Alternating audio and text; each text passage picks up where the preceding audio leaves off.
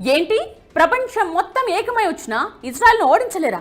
కాస్త ఎక్కువ చేసి చెప్పినట్లేదు. లేదు, ఇప్పుడు చెప్పిన దాంట్లో ప్రతి అక్షరం నిజం. శాంపుల్గా కొన్ని పేర్లు చెప్తా, మీరే ఆశ్చర్యపోతారు. ఏంటి ఈ ప్రపంచం మొత్తం వాళ్ళ చేతుల్లో ఉందా అని.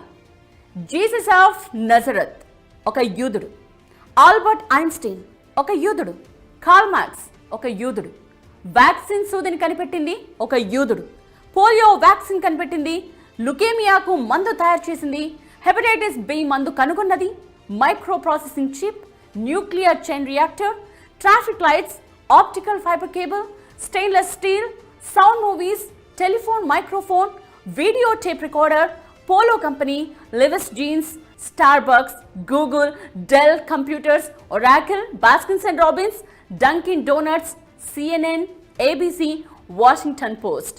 వీటన్నిటి వెనుక ఉన్నది యూదులు. లిస్టులా చెప్పుకుంటూ పోతే కనీసం గంట 2 గంటలు పడుతుంది. మీరు ఏ రంగమైనా తీసుకోండి, యూదులు లేకపోతే అడగండి.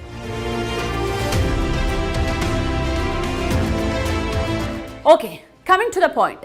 స్వర్గం కంటే గొప్పది ఏంటి అని యూదులను అడిగితే వచ్చే సమాధానం ఇజ్రాయెల్. అక్కడి అణువణువు వారికి పవిత్రమే. అందుకే ఇజ్రాయెల్ పై దాడికి ఎవరైనా వస్తున్నారు అంటే ప్రపంచాన్ని ఓడించడానికి సైతం సిద్ధమవుతారు. మరో ఇంట్రెస్టింగ్ పాయింట్ చెప్పుకోవాలి ఇక్కడ.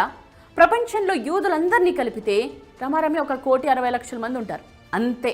బట్ జాగ్రత్తగా వినండి, గత 105 ఏళ్లలో ఉన్న ఈ 1,00,00,000 మందే 15 డజన్ల నోబెల్ ప్రైజెస్ గెలుచుకున్నారు. అంటే 180 నోబెల్ బహుమతులు.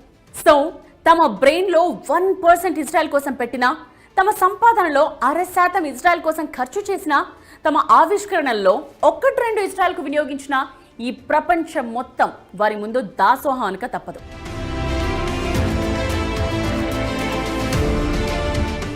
అసలు చుట్టూ 6 శత్రు దేశాలను పెట్టుకుని తొడగొట్టి నిలబడుతోందంటేనే యూ కెన్ ఇమాజిన్ ఇజ్రాయెల్ ఎంత పవర్ఫుల్లో అని. యూదులకు ఇంత బ్రెయిన్ పవరా? ఇజ్రాయెల్ అంటే అంత కస వాళ్ళకి? No doubt. శతాబ్దాలుగా వాళ్ళు పడ్డ కష్టం అలాంటిది. 100 ఏళ్లుగా ఎంతమంది ఎన్నిసార్లు దండయాత్రలు చేసి ఊచకోత కోశారు. బాబిలోనియన్లు యూదులను బానిసలుగా మార్చుకున్నారు. రోమన్లు కొన్ని వేల మంది యూదులను చంపేశారు. యూదుల భూభాగాన్ని చిన్నాభిన్నం చేసి చెల్లా చెదురయ్యేలా చేశారు.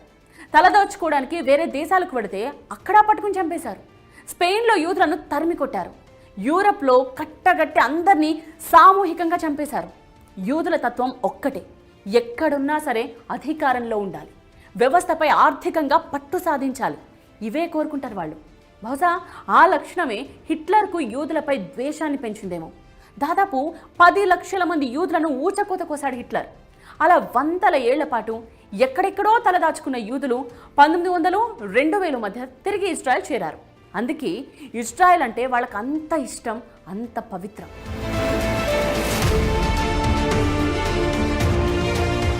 సరే, ఇంతకీ ఇరాన్తో గొడవేంటి?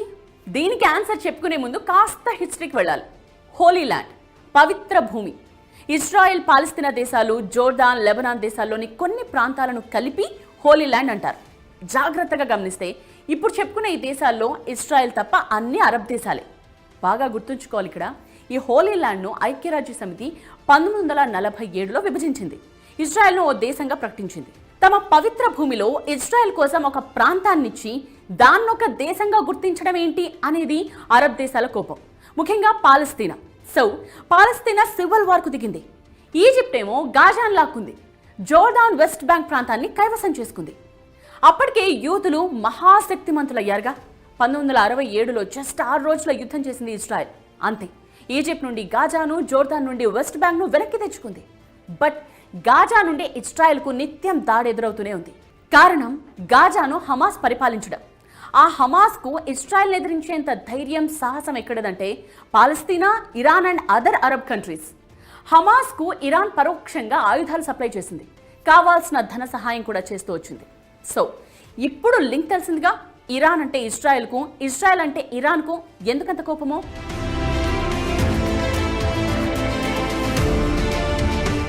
మరి ఇజ్రాయెల్ గురించి ప్రపంచం మొత్తానికి తెలుసుగా.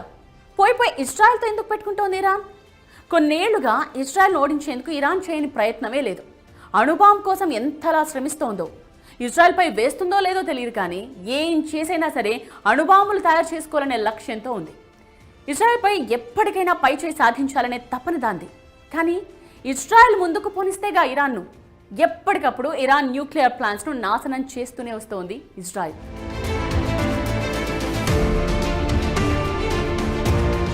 అది పక్కన పెడితే ఇజ్రాయెల్ బలం ఎంత, ఇరాన్ బలం ఎంత? అఫీషియల్ డేటా ఒకసారి చూద్దాం. International institute for strategic studies IISS, Stockholm international peace research institute SIPRI, ఈ రెండు సంస్థల డేటా ప్రకారం దేశ రక్షణ కోసం ఇరాన్ $7.4 బిలియన్ ఖర్చు చేస్తోంది. అంటే అటు ఇటుగా 60 నుండి 65 వేల కోట్ల రూపాయలు. బట్ ఇజ్రాయెల్ ఏకంగా $19 బిలియన్, మన కరెన్సీలో 1,70,000 కోట్లు. ఏ మాత్రం కంపారిజన్ లేదు. పైగా ఇజ్రాయెల్ జనాభా జస్ట్ 97 లక్షలు. మన హైదరాబాద్లో ఉన్నంత జనం కూడా ఉండరు. అదే ఇరాన్లో దాదాపు 9 కోట్ల జనాభా. 1 కోటి మంది కూడా లేని ఇజ్రాయెల్ జీడిపి $525 బిలియన్. 9 కోట్ల జనాభా ఉన్న ఇరాన్ జీడిపి $413 బిలియన్.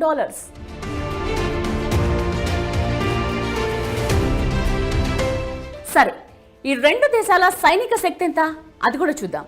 ఇజ్రాయెల్ దగ్గర 340 వార్ జెట్స్ ఉంటే ఇరాన్ వద్ద 320 యుద్ధ విమానాలున్నాయి. ఇరాన్కు 6 లక్షల మంది సైనికులుంటే ఇజ్రాయెల్ వద్ద ఉన్నది 1,70,000 మంది. ఇరాన్ దగ్గర ఉన్న బాలిస్టిక్ మిసైల్స్ 3,000కు పైనే. బట్ ఇజ్రాయెల్ దగ్గర ఎన్నున్నాయో ఇప్పటివరకు కరెక్ట్ లెక్క తెలియదు. బట్ ఒక్కటి మాత్రం చెప్పగలం, ఇజ్రాయెల్కున్న బలం దాని ఎయిర్ ఫోర్స్.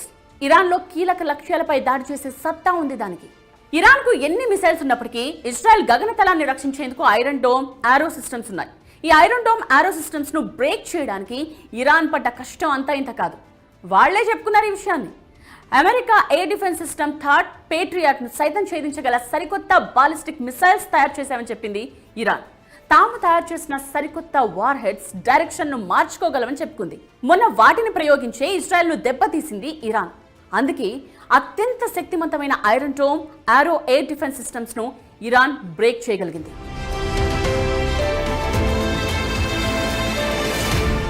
ఈ రెండు దేశాల మధ్య ముఖ్యంగా చెప్పుకోవాల్సింది సైబర్ వార్. ఇది ఏ స్థాయిలో జరుగుతోందంటే కనీసం ఊహించలేరు కూడా. 2023లో జస్ట్ 83 రోజుల్లోనే ఇరాన్పై 3,380 సైబర్ దాడులు చేసింది ఇజ్రాయెల్. ఇరాన్లోని పెట్రోల్ స్టేషన్స్ ను సైతం గందరగోళంలో పడేసింది. సరిగ్గా ఆ సమయంలోనే ఎందుకన్ని సైబర్ అటాక్స్ అంటే ఇరాన్లో అప్పుడు పార్లమెంట్ ఎన్నికలు జరుగుతున్నాయి కాబట్టి. అంటే రోజుకు 40 సైబర్ దాడులు, గంటకు దాదాపు 2 సైబర్ అటాక్స్ ఉక్కిరిబిక్కిరి చేసింది ఇరాన్ను.